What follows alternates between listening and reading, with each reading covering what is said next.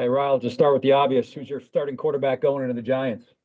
I mean, we just got back, man. We still got to go through all that process like we always do. Obviously, getting back late last night, getting a big time win.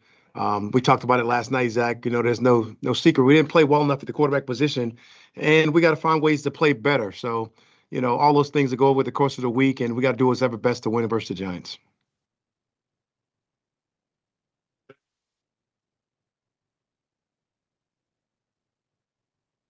So, no, I think you're on mute, buddy. Oh, sorry, I didn't hear my name called. I apologize. Sorry about that. That's all right. Are you going to be bringing in any other kickers to challenge Young Wei to see if there's another solution here, kicker? Came to his post game last night. Um, after the game, kind of hurt himself a little bit, so we got to do a couple things there. We'll figure it out more tomorrow after the medical things get in. We'll kind of get a feel for what's going on and everything that's happening.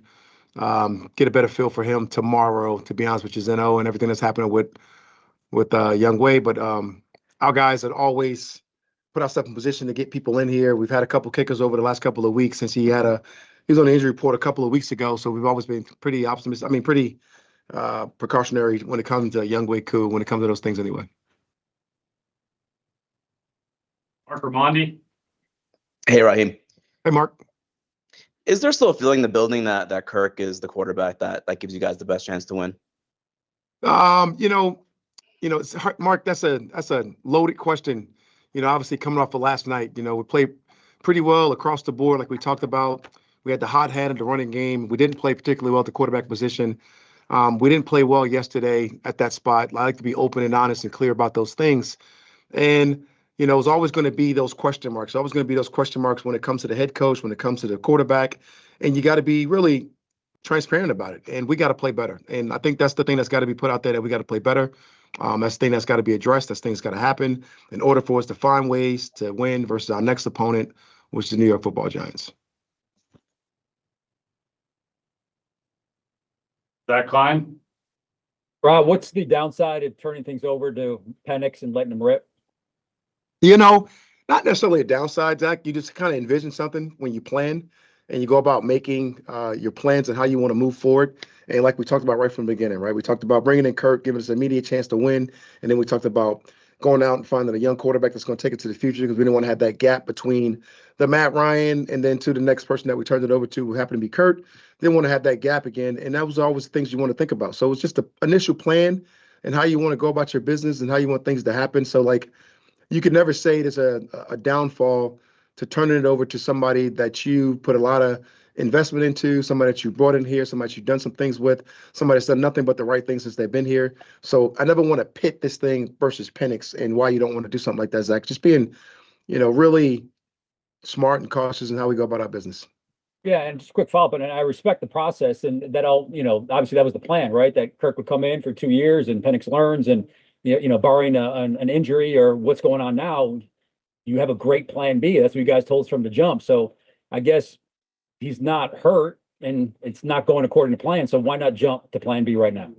You got to win. And like I said, man, we're going to do whatever's best for us to win as many games we can win this season. And that's just our job, Zach. I know you're pretty anxious, and I know a bunch of people are, but like, it's up for me to remain steadfast and make the best decision for us to find out how do we win the next football game. Mark Ramondi. Hey, Raheem, and just a follow-up from my previous question, and the reason why I ask is because, a couple of bad games. It's Kirk Cousins, right? We know what his track record is in the NFL. He's been doing it for a long time, and as a coach, I'm sure you can count on him to rebound, to kind of to revert back to where he was. But it's 5 games now, and at what point do you kind of take a long look at that possibility of maybe making a change? I think, Mark, you take the long look at every single game. I don't think you put it into a 5-game span. I think for us, it's game to game. I think for us, it's every game. I think for us, every play, every practice. I think those things are looked at just in wholesale in general, and I think you have to do that. And it's only fair to everybody around here. It's only fair to you guys. But we're always going to do that with every single position. And that's just the nature of the beast. And that's how it goes. Like, you got to do whatever best to win the next game. And, like, it's completely fair for you to ask those questions, but you got to do whatever best for you to win this football game coming up. And just to follow up, is it fair to say that just judging by, just your answers and kind of reading between the lines, is it fair to say that, maybe you're not as committal in Kirk starting this coming weekend as you had been in previous weeks? I think we got to go through the process. I think, you guys are catching me at a different moment of time than we've normally been. We've had more time. We have more time to think about all the things that we've happened. And we're at the process right now. And we're still looking into those things and doing the things that we do as an organization, just in general. So, having a late game yesterday, going into the short week, doing some of the things that you have now is a different time frame than you normally talk to me. I get it. I just landed, so I understand. Mark Zeno. Take me back to that final drive before. Which one, defense or offense? Offensive drive, where you guys are coming out of the 2-minute warning and you have third down. Was it your decision, or Zach Robinson's decision, to throw it there instead of run it when they had no timeouts left? It was kind of us. It was the whole deal. So like, this is always the fun part with you. I like this, actually. It was one of those moments, when you could say, hey, if we pick up this first down, the game is over, right? And if you run the football, you have no timeouts, and then you could punt it the next down and then potentially make them drive the whole field with no timeouts, right? Defense playing particularly well. We're not playing great on offense across the board when it came to the passing game, but it was like, hey, if you put it together for this one play, knock out this one first down, man, game's over. We're taking these. We're out of here. Didn't work out that way. Got the incomplete pass. Was able to punt the football, and defense was able to go out there and hold up and play really well like they had done the rest of the day. But, obviously, I would have liked to get that first down right there and be able to take knees and get to a victory formation. I actually like these conversations with you. I know it's pretty fun. You need to just work for us, to be honest. I'm a big process over results guy. At that point, I sit there and I make the clock the extra defender, make the clock the 12th defender. These 40 seconds, then to go to the field. Whenever you bring these things up, it's always cool because it's not like it wasn't discussed. It was like, hey, we can kick it down there. They'll have less than a minute to try to go to field without a timeout, like we did versus the Philadelphia Eagles. Or you can get this first down in this game and be done. And it's like, for me, it was like, now that is a Phil thing, let's go. I don't know if I can curse on this thing, but I did. Mark Ramondi. Sorry about that, Mark. I actually didn't even meant to raise my hand, but now that I have, it was cool to hear you curse on Zoom, Raheem. Thanks for that. Appreciate that. Well, I was talking to my guy. He works for me, so it doesn't count. Zach Klein.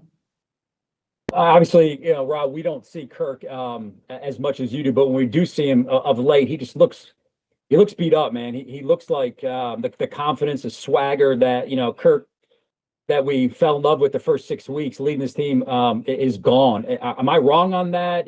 What are you doing anything to lift his spirits? Because it seems like it's just mental with the guy. Like when he said yesterday, I have to make better decisions, which to me was surprising from a guy who's been in the league for 13 years. Kirk's, very honest, and he's very true to how he's playing. And I hope you guys can appreciate how honest I am about what we got going on, and to just let you know we're not playing well. I'm not trying to sugarcoat this thing for him. He's not trying to sugarcoat it for himself. But the fact that we can have those open and honest conversations with each other, and to you guys, I hold in high regard. And you're right. When you go through the stretch that we're going through right now, you're not going to have that same confidence and the same swagger that you had in the first, 2 months or 3 months, whatever it was of the season. And I don't know how to answer your question other than saying no. And there are ways to get it back. There are ways to do different things. There are ways to help him go about his process. But I think that's our job. I think it's everybody's job.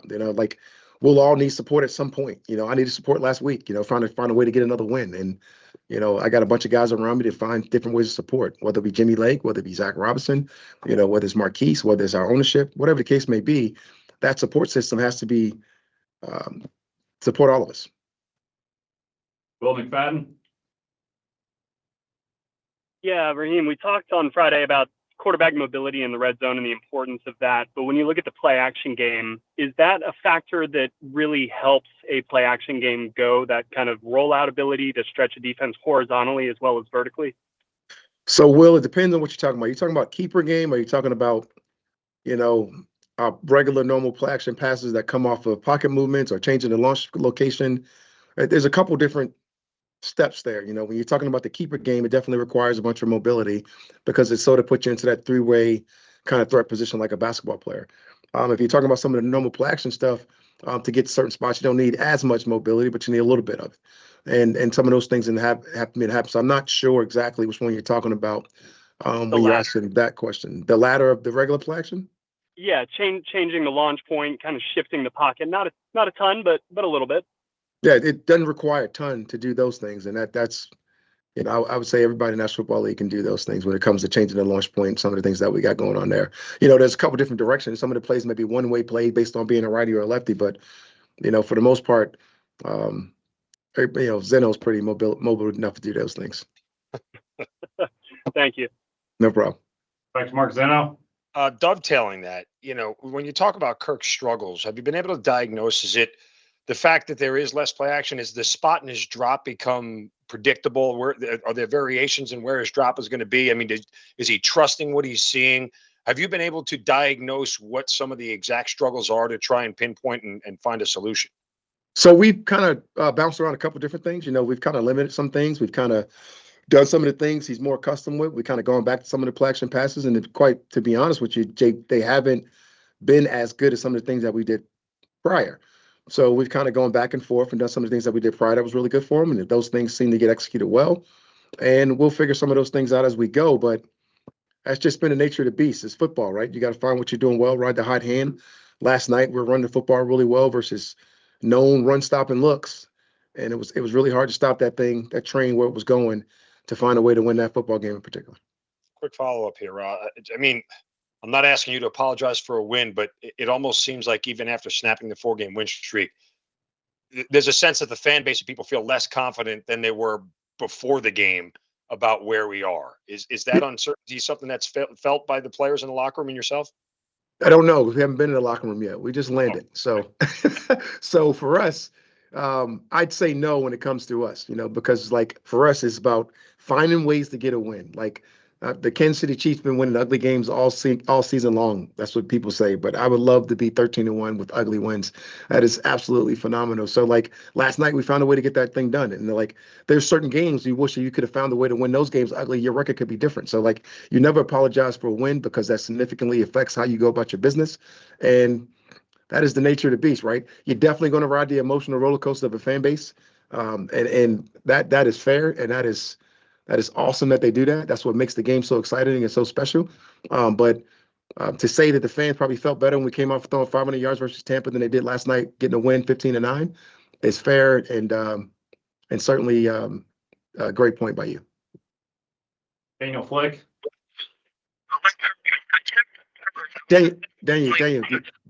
Daniel, you're like breaking up, and it sounds like it's really choppy or something. That's a little better. You got me? There you go. On Kirk, I checked his chart. I want to say only about one of his 17 throws traveled more than around 14-ish yards. Why was that? They did a nice job of covering downfield. We dropped back or had Max Pro type looks, or we had some of our drop back down the field play passes. They made us and forced us to check it down. Kirk did a nice job of getting a couple of those passes to Kyle Pitts. He checked it down to a couple of the Bijan and things of that nature. We ended up running the football primarily in the second half. We threw a couple passes back then to try to move the chains, but there was not a bunch of windows downfield that you would like to have happen in some of those known pass situations that we were going with last night. And that was yesterday. And I'm talking about exclusively yesterday, Daniel. Okay. Zach Klein. A few quick hitters.